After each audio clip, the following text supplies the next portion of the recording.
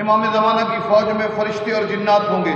امیر المومنین علیہ السلام نے فرمایا، ارشاد القلوب الہدایہ وغیرہ کتب میں موجود ہے کہ خداوند عالم امام زمانہ کی مدد فرشتوں اور جنات اور مخلص شیعوں کے ذریعے سے کریں گے۔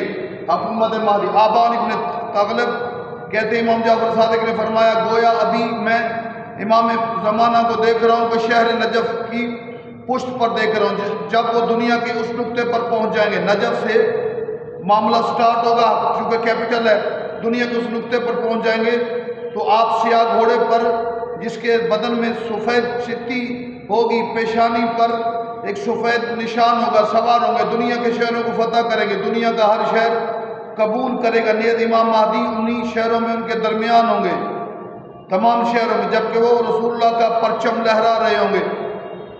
اچھا، 313 افراد فرشتے اس پرچم کے نیچے ہوں گے، فرشتے نظر آئیں گے جو برسوں سے ظہور کے منتظر ہوں گے، جنگ کے لیے آمادہ ہوں گے۔ یہ وہی فرشتے ہیں جو نوح علیہ السلام کی نئی بات ہم کر رہے ہیں، نوح علیہ السلام کے ساتھ کشتی میں ہوں گے، حضرت ابراہیم کے ساتھ آگ میں، عیسیٰ کے ہمراہ آسمان کی جنت پرواز کرنے والے ہیں، اب آخر میں امام زمانہ کے ساتھ میں اس طرح 4000 فرشتے حضرت کی مدد کو آئیں گے۔